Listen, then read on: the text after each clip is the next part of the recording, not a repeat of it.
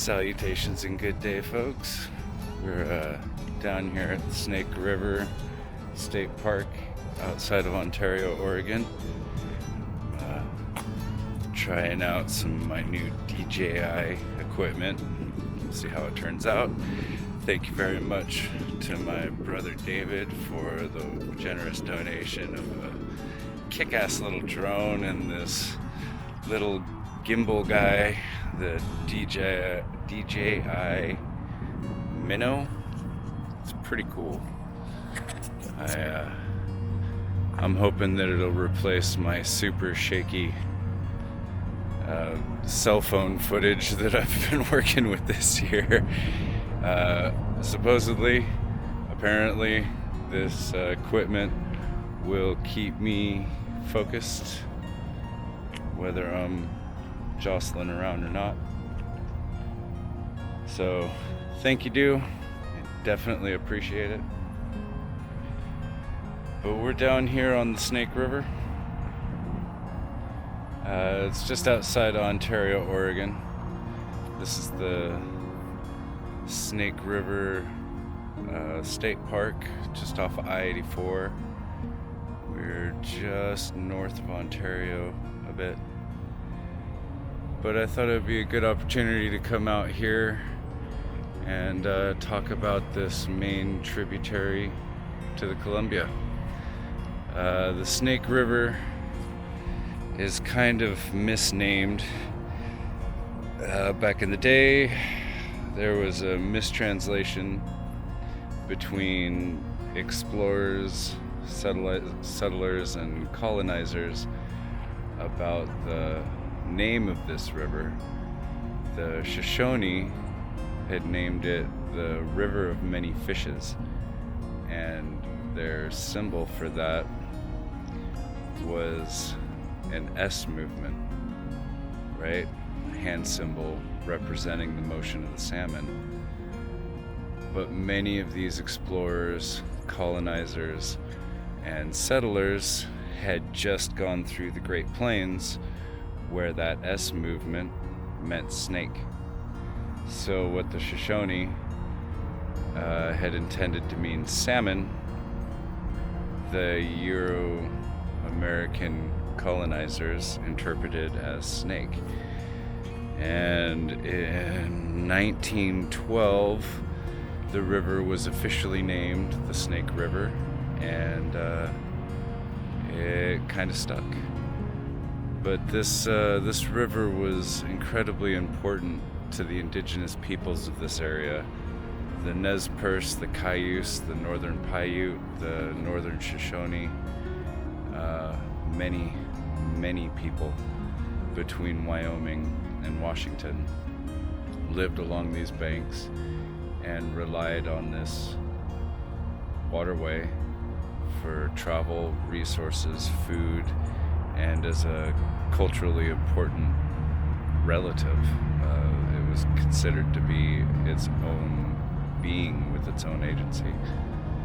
It stretches 1,079 miles between Yellowstone in Wyoming to Pasco, Washington, just outside of Kennewick, at its entrance into the Columbia.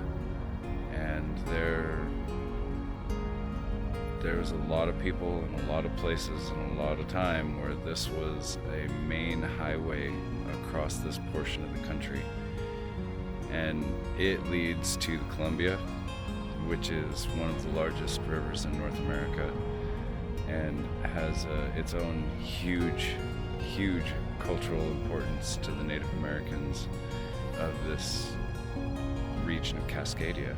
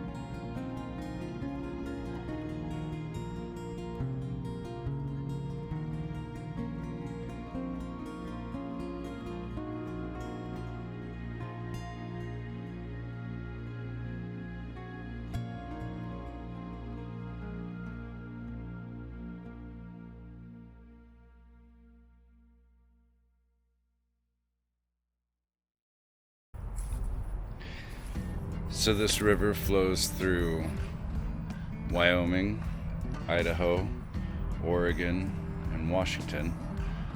It starts near the Continental Divide in what's now known as Yellowstone, and it flows through the Badlands of Idaho.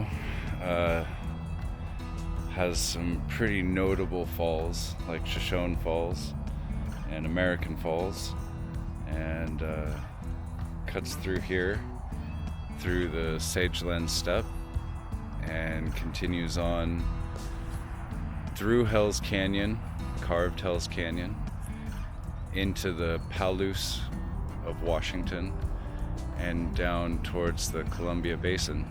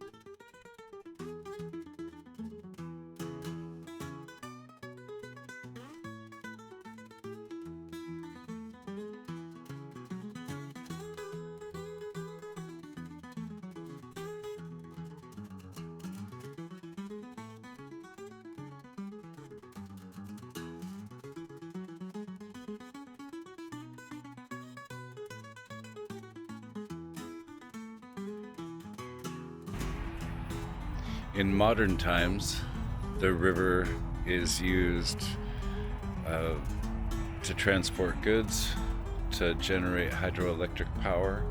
It's used for irrigation purposes in the vast farmlands out here.